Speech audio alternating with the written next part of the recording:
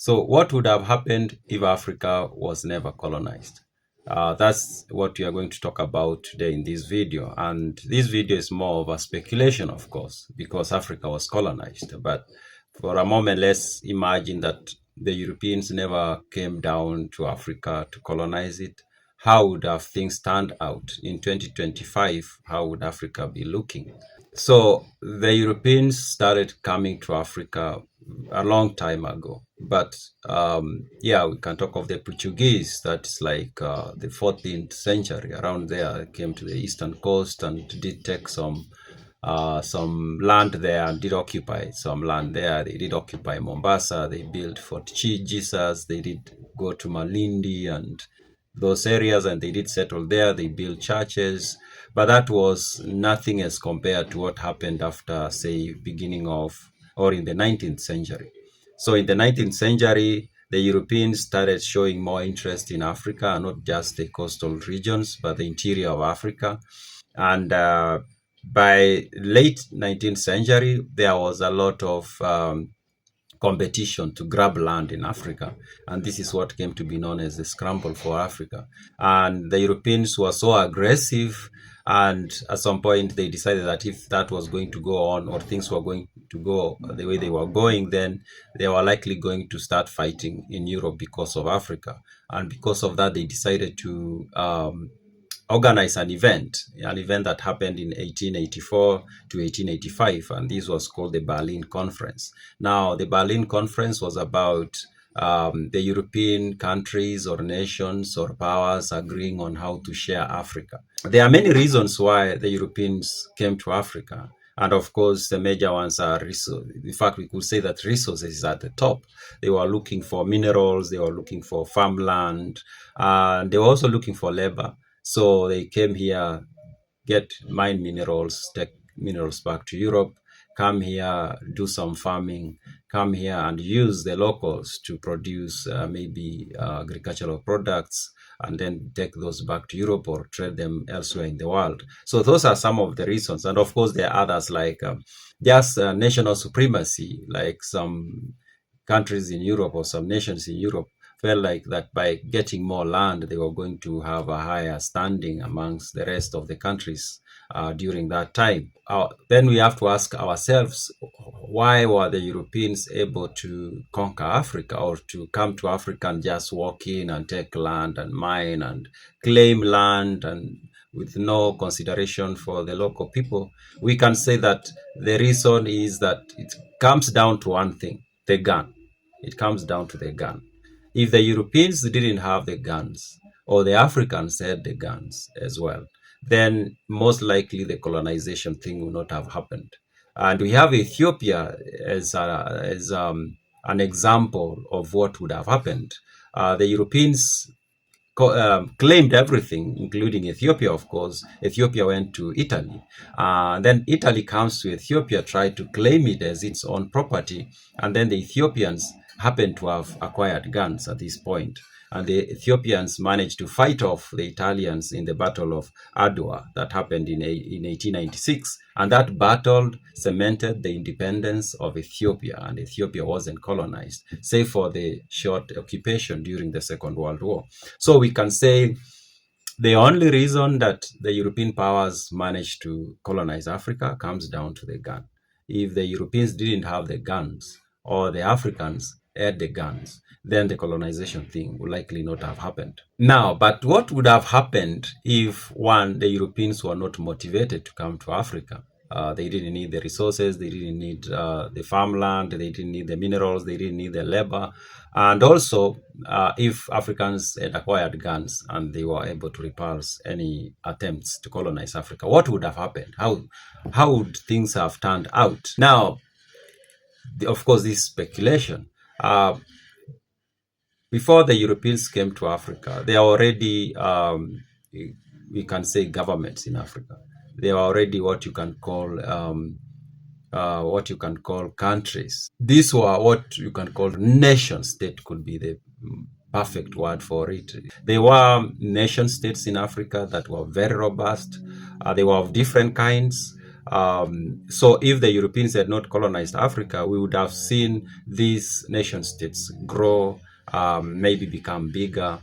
And these nation states were of different forms of government, or they had different forms of government. There were monarchs, for example, in Uganda and Bunyoro Kitara and Wanga in Kenya. Those were monarchs. But I will also say that the most robust republics you could find anywhere in the world were in Africa. These are societies that didn't have a monarchy, but functioned very well through mostly council of elders. These were more mature people who were given the responsibility of forming these councils that will sit down and discuss affairs of the state, if we may call it so, and make decisions on behalf of the rest of the members of the nation state. And we can talk of, for example, of the Nandi had such an organization, even though it has a twist to it. Currently, I'm reading a book about the Kwafi people, a book written in 1854. It's called Engutuk Eloikob. And this is a book that gives us a glimpse to the way the Kwafi people lived, who they were. And part of it is their government. I've read a part where it talks about their political organization. They didn't have like a monarch, really. They had Olaibons, and Olaibons were these wise men who ruled the community. Remember, the Kwafi, why they were not Maasai, their culture is very similar, at least going by what I'm reading in the book, is very similar to what you have in the Maasai land. And the Oloibon were many, but there was one among all these Oloibons who was the supreme one, or was the higher one than the rest of them, but he still consulted all the others about the affairs of the state. So such were the republics. And also, we also had governments, of course, for example, the Oloibon or the Urgoyot among the Nandi and the Kipsigis. These were high priests. And most people might not know that the concept of having a high priest as the head of government is not unique to Africa. I've read a book by Baruch Spinoza, Theological Political Treatise, and he describes different forms of government. And he does talk a little bit about the ancient Israel, which was a state, by the way. It was a form of government. And then they also had the high priest playing a very significant role in the structure of government. So the same thing happens in some tribes in Africa, some communities or some nation states, if you prefer that, like the Kalenjin, the Nandi in particular, and the Kipsigis, and then the Maasai and the Kwafi, where you have a high priest, and then you have a council of elders who helps the high priest govern.